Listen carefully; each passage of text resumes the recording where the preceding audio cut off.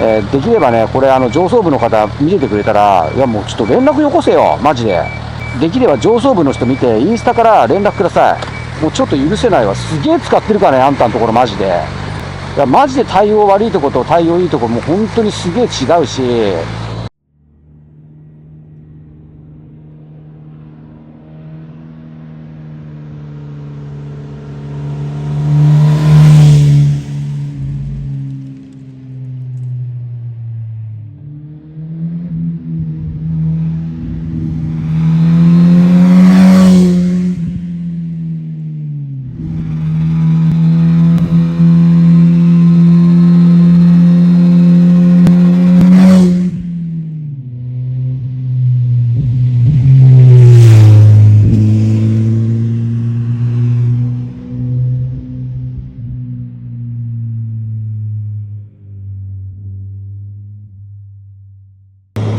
マサチャンネルをご覧の皆様、こんにちは。マサチャンネルのマサです。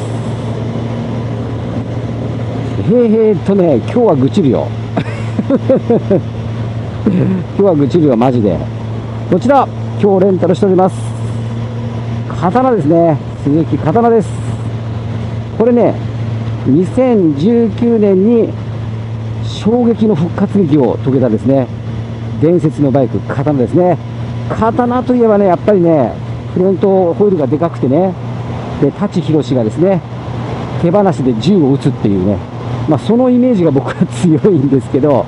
もう刀マニアの方だとね、なんか、僕はよくそこまでマニアじゃないんで分かんないんですけど、高運気ハンドル、750とかそうだったんですよね、きっとね。それからセパハンのモデルがあったりとかね、250もあったと思うんですね。なので、いろんな展開をされてたバイクが刀ですね。そして衝撃の復活をした2019年、そしてですね、排ガス規制だなんだがあって、ベースである GSX-R1000 ですか、これがですね、排ガスに対応したり、それから電子デバイスをかなり採用したりとかいうことで、2022年にですね、刀もですね、モデルチェンジをしています。で、このモデルですね、かなり多くの方からマサチャンネルさんに乗っていただきたいということを言われておりました。で、実はね、家から一番近いレンタル屋さんにですね、これあるんですよ。ただ前期モデルだったんです。2020年モデルか19年モデルかで前期モデルだったわけですね。マイナーチェンジ前だったんですね。で、僕は乗るならばやっぱり最新を乗って皆様にお伝えしたいと思ったんで、2022年モデルをずっと探していたんですよね。だけど近くになくて、だけど結構ね、乗ってほしい乗ってほしいってすごく言われて、ちょうど遠いけど、そこの2022年モデルで検索したモデルを乗ろうということで、私ですね、この後用事があるんで、車で行ったんですよね。そこのレンタル屋さんに。で、2022年モデル、どのくらい家から離れてるかっていうとですね、80キロ離れてます、家から、レンタルするとこまで。1時間半かかったよ。そんで、そこからね、いつものこれ、奥多摩に向かって、行きだ帰りだすると、とんでもねえ距離走るわけですよ、今日。で、わざわざそのところで借りる必要ないんですけど、でも2022年モデルが乗りたかったから、そこでレンタルしたわけです。で、その2022年モデルっていうのを検索して、スペックを見たときも、マイナーチェンジ後のスペックになっていたんですよ。パワーとかちょっと変わってるんですけど、あ、よかった、マイチェン後だと思ってレンタルしましたと。で、はい、これですって渡されました。で、あんまり見なかったの。もう疑いもなく2022年モデルだと思ってたんですけど、で、パッてこう、オドメーター見たら、まだね、2900キロぐらいしか走ってない。だから、あ、やっぱマイナーチェンジ後なんだって思ったんですよ。だけど、あれと思って、走行モードがないんですよ、走行モードが。鈴木ドライブモードセレクターね。なんでないのと思ったんですよ。そんで、でも乗り始めたわけですよ。で、そう考えたら、あれなんでスロットルワイヤーあんのみたいな。バイワイヤーになったんじゃないの？おかしいと思って、やっぱ調べたら、これね、前期モデルなんですよ。だけど俺ね、2022年モデルをレンタルしたんですよ。で、2022年モデルだと思って、ちゃんと確認して予約したんですよ。で、わざわざ家から80キロ離れたレンタルするとこまで行って、わざわざそんな遠くまで行って借りたの。カタナの前期モデルだったらいつもお世話になってるところにあるんですよ。これさ、マジでお金返してもらいたい。2万2000円ぐらい払ってるんですよ。なんか秋のクーポン込みでね、2万2000円ぐらい払ってるんですけど、俺ね、後期モド2022年モデルを確認して予約取ったのに、なんでこれバイワイヤーじゃないのいや、おかしいでしょ。で、また埃まみれだしさ慌てて拭いてたけどね、俺が借りるっていうそのレンタル車の説明をされた時に。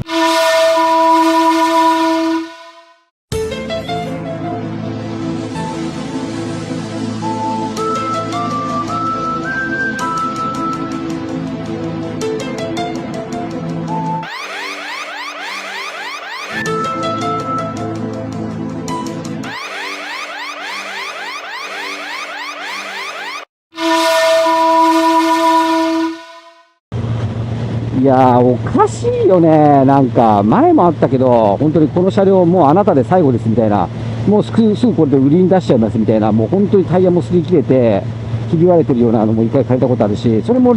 同じですよ。同じところですからね。同じところっていうのは同じグループですからね。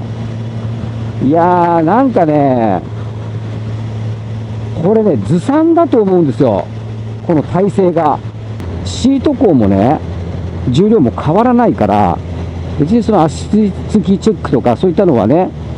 まあ、全然問題なくできるし、まあ、どれだけ足前とか違うのか分かんないけど、僕はエンジンとかが違う、それから電子デバイスが違うとしか思ってなかったんで、まあ、操作性とかは近かれしものがあるんでしょうけど、だけどさ、やっぱり最新型のさ、クイックシフター入ったさ、バイワイヤーになってるやつが乗りたいじゃん。でそれをさ、買おうと思ってい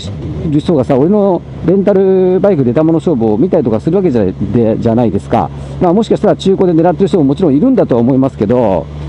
やっぱりちょっと納得できないですよね。これマジで動画出しますけど、まあ一応ね、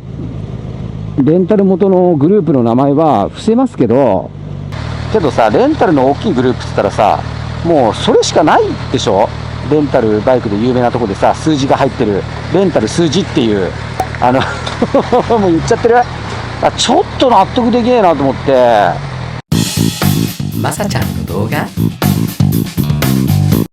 まあ、バイワイヤーじゃなくても乗れるよ。乗れるけどさ、そういう問題じゃないじゃん。